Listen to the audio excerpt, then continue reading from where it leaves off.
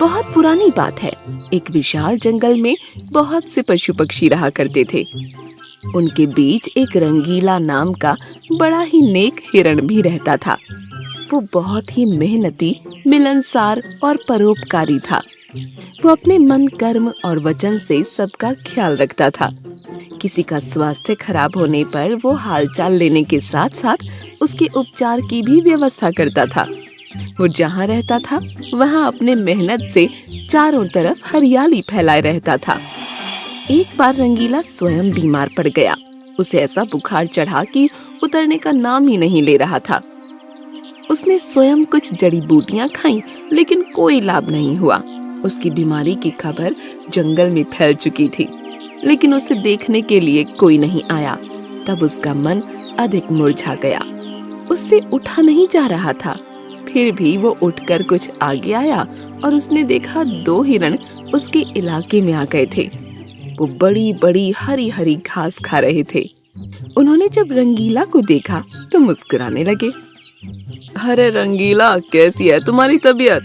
हम तो तुमसे ही मिलने आए हैं, तुम्हारा हालचाल जानने आए हैं। हाँ रंगीला, हमने सुना तुम्हारी तबीयत बहुत खराब है, तो हमसे रहा नहीं गया, इसीलिए चले आए हैं। अब बताओ कैसी तबीयत है? तबीयत में कुछ फर्क नहीं आया है, अब कोई दूसरी दवा लेनी पड़ेगी। हाँ, अच्छी दवा लेना, अपना ख्याल रखना। तुम आराम करो, हम चलते हैं। रंगीला मुड़कर अपने अड्डे की तरफ चला और इधर ये दोनों हिरण फिर से रंगीला के इलाके की हरी हरी घास खाने लगे। मैंने इस जगह के बारे में जितना सुना था उससे भी अच्छा पाया। रंगीला ने बड़ी मेहनत से गुलशन सजाया है। चारों तरफ हरियाली ही हरियाली है। देखकर और खाकर तबीयत हरी हो गई। आज पेट भरकर खा लेता हूँ, कल रंगीला से मिलने के बहाने फिर आऊंगा। मुझे रंगीला की तबीयत से क्या लेना? ये हरियाली खींच लाई है मुझे। मैं भी तुम्हारे साथ कल आऊंगा। दोनों हिरणों का जब पेट भर गया तब वो वहाँ से चले गए। अपने इलाके में जाकर वो रंगीला के इलाके की हरी हरी घास की तारीफ करने लगे। अरे भाई, यहाँ सूखी घास खाते पड़े हो। जाओ रंगीला के दरबार में, वहाँ चारों तरफ हरियाली ही हरियाली है। वहाँ जाओ, रंगीला का हालचाल पूछो और पेट भरकर हरी हरी घास खाओ। रंगीला बहुत अच्छा है, बड़ा नेक है। उसके बीमार होने पर भी हमें हरी घास खाने के लिए मिल रही है। इससे अच्छी बात और क्या हो सकती है? बहुत सारे हिरणों की टोली बन गई और सब रंगीला के पास पहुंच गए उसका हालचाल पूछने। पहले तो रंगीला को इस बात की बड़ी खुशी हुई कि कितने सारे लोग उसका हालचाल जानने के लिए आ गए। उसके बाद का नजारा देखकर उसका सर ही चकरा गया। सारे हिरण उसके इलाके की घास खाने में जुट गए थे। कुछ हिरण फल भी खा रहे थे। उनके पास सर उठाकर इधर उधर देखने की भी फुर्सत नहीं थी। रंगीला बेचारा मन ही मन सोचने लगा कि ये लोग मेरे पास 2 घड़ी भी नहीं रुके और घास खाने के लिए जुट गए। अब यही हाल रहा तो मेरे इलाके की सारी घास साफ हो जाएगी। मेरे खाने के लिए भी कुछ भी शेष नहीं बचेगा। कुछ देर बाद रंगीला का एक मित्र मोनू भालू आ गया। उसे आने में देर हो गई थी। माफ करना दोस्त, मैं तुम्हारे लिए औषधि की तलाश में गया था और मुझे बहुत दूर जाना पड़ा। औषधि तो मिल गई, लेकिन आने में देर हो गई। इसे तुम खा लो और जल्दी से ठीक हो जाओ। रंगीला ने औषधि खाई और उसे कुछ समय के बाद आराम मिलने लगा। उसका दोस्त मोनू उसके साथ ही रुका रहा। 2 दिन के बाद रंगीला की तबीयत ठीक हो गई, लेकिन उसके खाने के लिए न घास बची थी न कोई फल बचा था। उसकी सारी मेहनत पर पानी फिर गया था। वो उदास हो गया। दोस्त रंगीला, मैं जानता हूँ ये मतलब का संसार है। ज्यादातर सब दोस्ती का दिखावा करते हैं, सब अपने फायदे की सोचते हैं। तुम चिंता मत करो, हम दोनों मिलकर गुलशन सजाएंगे, एक नई दुनिया बनाएंगे। इस कहानी से हमें इस बात की जानकारी मिलती है कि मन में कपट रखने वाले मित्र शत्रु से भी ज्यादा खतरनाक होते हैं। एक जंगल में एक हिरन घास खाने के बाद इधर उधर कूद रहा था। वो बड़ा सिरफिरा था। कभी पूरब में दौड़ता, कभी पश्चिम में, कभी उत्तर में जाता और कभी दक्षिण में छलांग लगाता चला जाता। उसे एक खरगोश ने देखा और समझाया, हिरण भैया जरा संभल कर कूदो, जंगल का इलाका है, कुछ भी हो सकता है।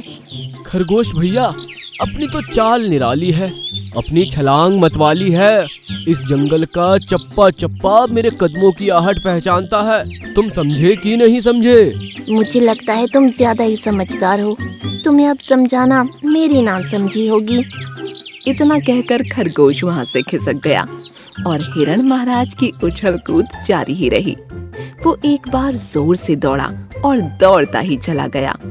अचानक सामने पत्तियों के ढेर के पीछे एक गड्ढा आ गया। वो रुकते रुकते फिसल गया और गड्ढे में गिर गया। गड्ढा बड़ा था, इसलिए हिरण ज्यादा डर गया।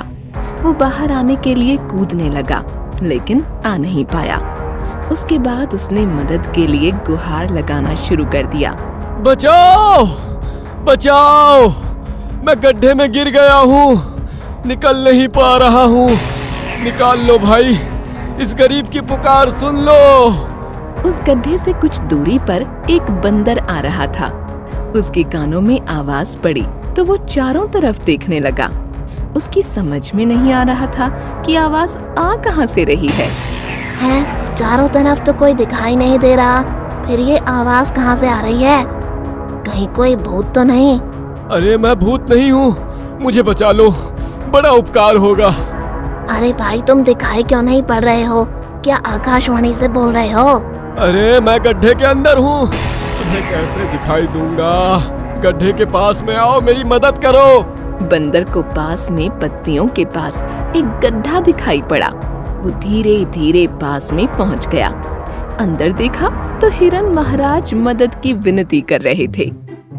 अरे हिरण भाई, तुम गड्ढे के अंदर कैसे पहुंच गए? भैया, नासमझी के कारण बहुत बड़ा धोखा खा गया। अब तो मैं अंदर हूँ, सही ढंग से बता नहीं सकता। खरगोश ने समझाया था, मैं नहीं समझ पाया था और गोता खा गया। मैं तो तुम्हें निकाल नहीं पाऊंगा, अगर कोशिश करूंगा तो खुद ही गिर जाऊंगा। अब तो तुम्हें हिम्मत दिखानी होगी, ऊंची छलांग लगानी होगी। बहुत सारे जानवर वहाँ इकट्ठा हो गए। हर कोई नई नई तरकीब सोच रहा था। खरगोश ने एक तरीका निकाला।